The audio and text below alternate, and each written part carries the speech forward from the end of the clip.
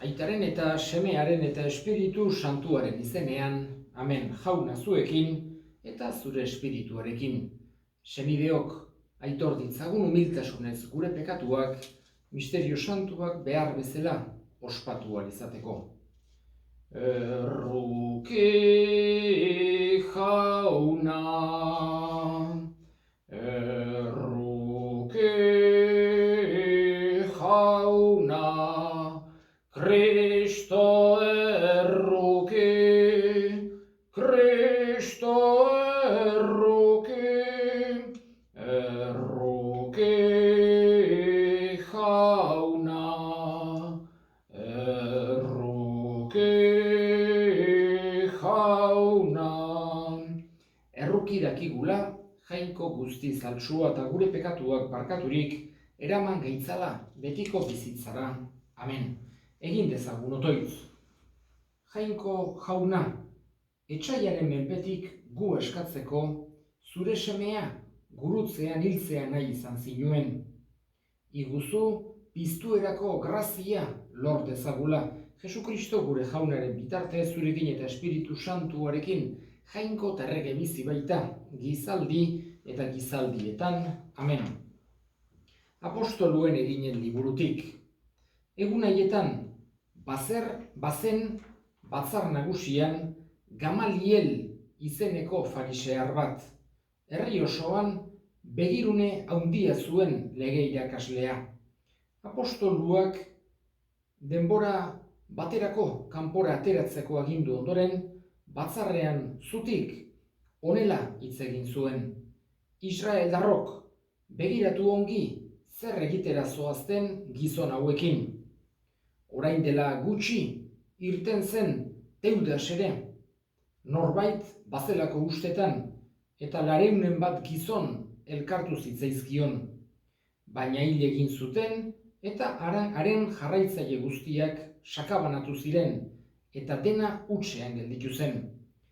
Haren ondoren, errolda egin zen sasoian, Judas Galilearra irten zen, eta hainbat jende bereganatu zuen, baina galdu zen ura ere, eta jarraitzaile guztiak sakabanatu ziren.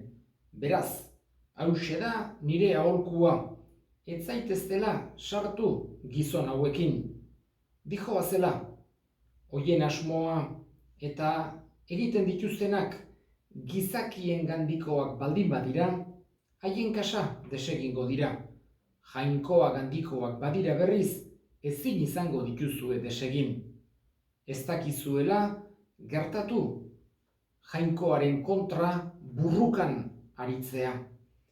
Onartu zutenaren iritzia eta apostoluak deitu eta zigortu ondoren, Jesusen izenean hitz egitea zorrotz galerazi zieten.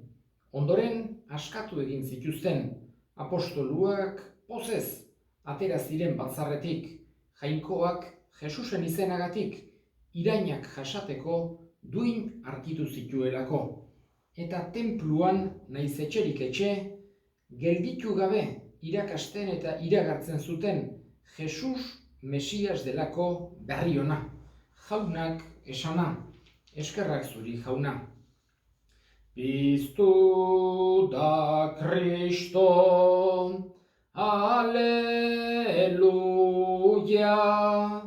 gure gandago, Aleluia, jainkoak baitu gaur Kristo piztu, Aleluia, bere indarrez piztuko gaitu, Aleluia, aleluia, piztu da Kristo, aleluia, gure gandago, aleluia. Jauna zuekin, eta zure espirituarekin Jesukristoren evangelioa San Juanen liburutik, aintzat zuri jauna. Aldi hartan, Galilea edo Tiberiadesko itsasoaz beste aldera joan zen Jesus. Jendetza handia zihoakion ondotik.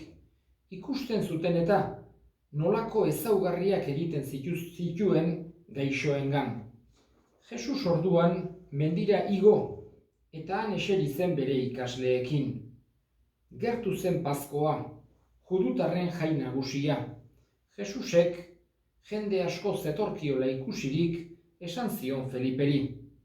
Non erosiko dugu ogia hauei jaten emateko. Zirikatzeko esan zion hori, ongi zekien eta berak zer egin behar zuen. Felipek erantzun zion, 200 denarioren ogia ez litzateke nahikoa, bakoitzak pixka bat izateko.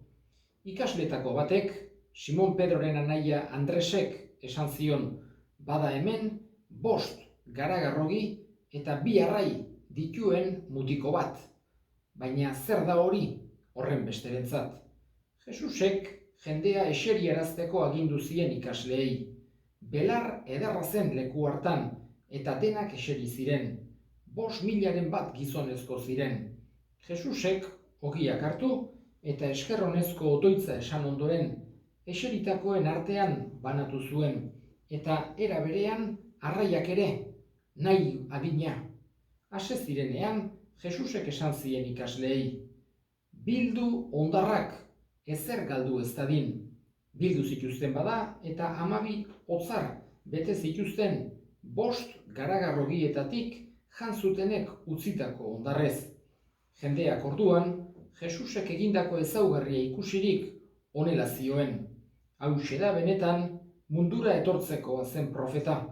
Jesusek ordea, errege egiteko indarrez eraman nahi zutela oharturik, mendira alde egin zuen berriro, berak bakarrik, jaunak esana, eskerrak zuri jauna. Azkeneko egunetan, Nikodemo farisearra izan dugu apostoluen eginetatik eta batez ere evangelioan irakurtzen genituen irakurgaietan. Farisear, esan genezake, ikuspegi oso positibo bat daukena liburu santuetan. Eta horrek eraman behar gaitu, baita ere pentsatzera ez daitekela sekulan generalizatu. Kolektibo guzietan, talde guzietan, denetikan baitago. Ez ezakugu pentsatu, halako pertsonak denak onak direnik, edo denak txarrak direnik, edo aldez aurretik prejuizioekin talde bat, multzo bat, erabat baztertu, baizik eta pertsonak ezagutu behar dira. Eta inalak egin behar ditugu prejuiziorik gabe ezagutzeko. Eta horregatik, Nikodemo agertu zaigu egun hauetan, eta gaurkoan lehenengo irakurgaian badegu beste farisear bat, Gamaliel, garai hartako jakintsu bat, pertsona zentzudun bat, pertsona esan genezake oso jantzitako bat, asko zekiena. Eta halako jakinduriaz beteriko hitzak esan zituen, baita ere apostoluen alde egiteagatik. Baita ere gaurkoan Gamaliel oso modu positiboan agertzen zaigu apostoluen eginetan. Han zituzten apostoluak eta hil egin nahi zituzten. Beren kontrako izugarrizko gorrotoa sentitzen zuten askok eta nahi zituzten hil. Eta Gamalielek, esan genezake, zentzuzko hitz bikainak bota zituen denen aurrean, esan zien, pixka baten, kanpora aterarazteko apostoluak eta esan zien. Begira, orain arte, 2 garai hartako buruzagi aipatu zituen, jende askok, pentsatu izan zuena, Israel askatu behar zutela, eta 2 bata besteren ondoren desagertu zirenak. Eta beren jarraitzaile guztiak sakabanatu. Horregatik esan zien, hauek erakusten dutena, gizakien kontu hutsa baldin bada, bera bakarrik desagertuko da. Zertarako hasi, persegitzen, edo hiltzen, edo torturatzen. Aldiz, jangoikoarengandik baldin badator, ez da desagertuko, eta nola arituko zeate jangoikoaren kontra. Oso hitz sakonak dira. Eta baita ere gure bizitzako halako argitasuna eman behar digutena. Hain zuzen ere egia da, guk justizia, egia bilatu behar dugu, baina baita ere, pentsatu behar dugu gizakien gauzak askotan berak bakarrik desagertzen direla, baina jangoikoarenak betierekoak direla. Horregatik badakigu gure fedea, Jaungoikoak ekarri digun berri ona, ez dela pasatzen, ez dela bukatzen, eta horrek halako konfiantza eman behar digu. Eta evangelioan entzun dugu, Jesusek egindako multiplikazio bat, egindako ezaugarri bat, egindako mirari bat. Hain zuzen ere, ogiak eta arraiak biderkatuz, multiplikatuz. Eta nik batez ere 3 gauz aipatuko nituzke, labur-labur, evangelionen inguruan. Lehenengoa, eta pentsatu behar dugu oso importantea dela, Jesusek nola jokatzen zuen ulertzen ematen baitigu, da Jesusek hainbeste jende ikusita, eta batez ere, zen toki bat hola dendak eta ez dakit zer toki, eta tabernak eta zer baizik eta toki nahiko urruti zegoen bat, eta bertan ez zegoen deus jatekorik. Eta Jesus kupitu zen, jendea goseak ikusi zuelako, eta etxera bueltatzeko zea guzi hortan gaizki pastuko zutelako. Eta Jesus kupitu zen. Jesusek besteengan pentsatu zuen, beti egiten zuen bezala. Konpasioa, bere maitasunak hortan eramaten zuen. Pentsatzera beste pertsonek zer sentitzen ari ziren, zer premia zuten besteek. Eta hori da gauz bat Jesusek nahi duena guk ikastea. Bigarren gauza agertzen zaiguna da Jesusen ahalmena, Jesusen izaera, Jesusek miraria egiten du. Hain zuzen ere, bere nortasuna erakutsiz, bere ahalmena eta bere ontasuna baita ere mirari guztietan bezala. Eta azkenik, 3. gauza, otoitz eginez eta ogia partituz egin zuen. Hau da nola baita ere Eukaristiaren figura bezala.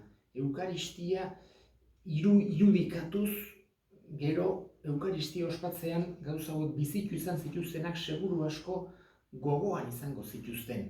Hau da, Jesusek Eukaristian zeruko ogia ematen digu, baino baita ere elkarri lagunduz, elkartuz, Jaungoikoaren indar hori, bere alimentu espiritual hori guri emanez.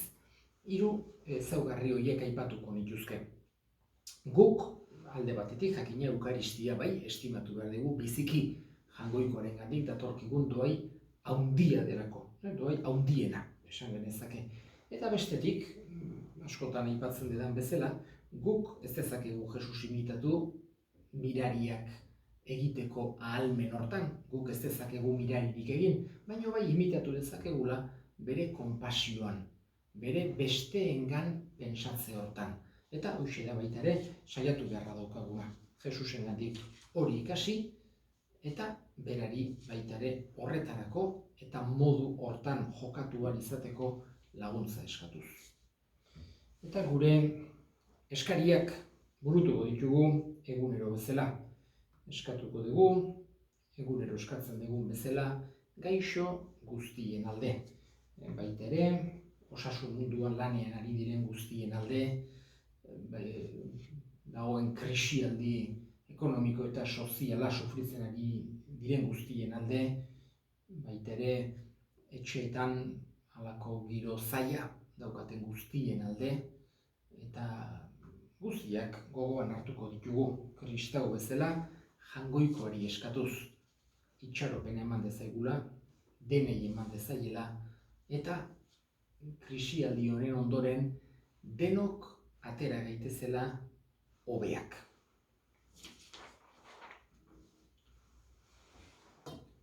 Hartu aita zerukoa,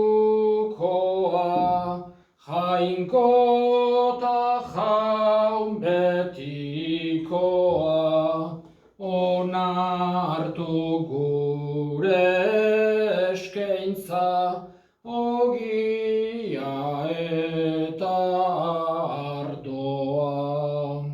Senideok egin dezagun otoitz guztiok batean eliza osoaren oparia Jaungoikoari eskaintzerakoan, jainkoa goresteko eta gizona salbatzeko.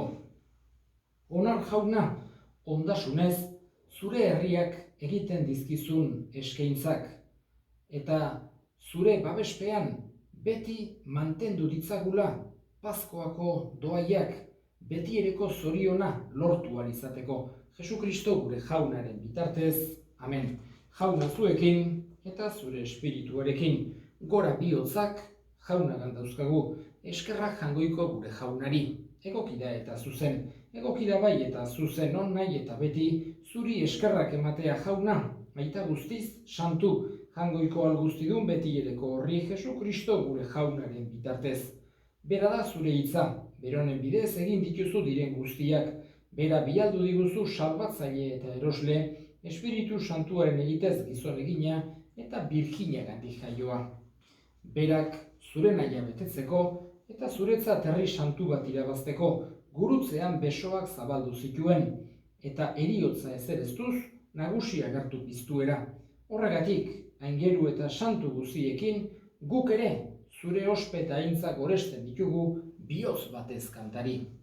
Santu, santu, santua, diren guztien jainko jauna, zeru lurrak beterik dauzka, zure dizdirak, osanna zeru goienetan, bedeinkatua jaunaren izenean datorrena, osanna zeru goienetan. Santu zera bai jauna, eta santutasun guztiaren iturri, santu egizkizu bada, ogi eta ardo hauek zure espiritua isuriz, Jesukristo gure jaunaren gorputz eta odol guretzat egin daitezen. Berak saldu zutenean eta bere gogoz gurutzera zijoala, ogi hartu eta eskerrak emanez, zatitu zuen eta bere ikaslei eman zien esanez. Hartza zuen eta jan guztiok ontatik, hau nere gorputza data zuentzat emango dena.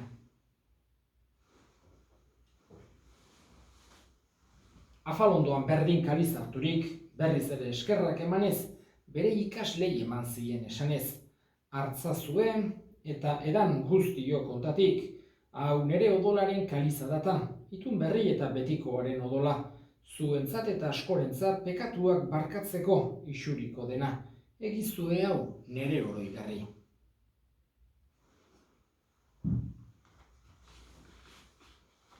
Hau da sinismenaren misterioa, ogi ardo hauek hartzean, zure eriotza degu aitortzen, zu jauna etorri artean. Horregatik jauna, zure semearen eriotza eta piztuera gogoratuz, biziaren ogia eta salbamenaren kaliza eskaintzen dizkizugu zuri eskerrak emanez, aldarean zure sarbitzari onartu gaituzulako, eta apalik eskatzen dizugu Kristoren gorputz odolak hartzen ditugunok, Espiritu Santuak bat egin gaitzala. Gogoan izan jauna, mundu guztian zabaldurik dagoen zure eliza, eramazu maitasun osora Frantzisko gure ita santuarekin, Carlos gure hartzailerekin eta Liz gizon guztiekin batean. Gogoan izan jauna, pizteko itxaropenean joan diran gure senideak eta hildako guztiak, aritzazu zure aurpegiaren argitan. Errokizak izkigu arren, guk guztiok betiko bizitza iritsi dezagun, jangoikoaren Ama Maria doatsuarekin, San Jose bere senarrarekin, apostolu santuekin eta gizaldi guztietan zure adiskiden izan diren santuekin, haiekin batean gore zaitzagun Jesukristo zure semearen bitartez. Honen bitartez, honekin eta honengan, zuri aita jangoiko alguztidun horri Espiritu Santuarekin batean, ospe eta aintza guztia, gizaldi eta gizaldi guztietan. Amen. Salbatzaileak aginduta erakutsiari jarraituz, bildur gabe esan dezagun, gure aita zeruetan zerana, santu izan bedi zure izena. Etor bedi zure erreinua, Egin bedi zure nahia zeruan bezala lurrean ere, emaiguzu gaur egun ontako ogia, barkatu gure zorrak, guk ere gure zordunei barkatzen diegun ezkero, eta ez guten taldira eraman, baina atera gaitzazu gaitzetik. Atera gaitzazu jauna, gaitz guztietatik, emaiguzu pakea gure egunotan, zure errukiari esker pekatutik garbi bizi gaitezen, eta estualdietan sendo, betiko zorionaren itxaropenean, Jesu Kristo gure salbatzailea noiz etorriko den zai gaudela. Zurea dezu errekeza, zureak ospeta indarra, orain eta beti. Jesu Kristo gure jauna zuk esana da apostoluei pakea uzten dizuet, nere pakea ematen. Begira zure elizaren sinismenari eta ez gure pekatuei. Eta zure gogoa den bezala, emaiozu elizari pakea, eman batasuna. Errege bizi baizera, gizaldi eta gizaldietan. Amen. Jaunaren pakea beti zuekin eta zure espirituarekin. Jangoikoaren bildotsa zuk kentzen dezu munduko pekatua, erruki jauna. Jangoikoaren bildotsa zuk kentzen dezu munduko pekatua, erruki jauna. Jangoikoaren bildotsa zuk kentzen dezu munduko pekatua, emaiguzu pakea. Ona hemen jangoikoaren bildotsa, ona munduko pekatua kentzen duena. Zoriontsuak jaunaren maila deituak. Jauna, ni ez naiz inor, zu nere etxean sartzeko, baina esan zazuiz bat eta sendatuko naiz.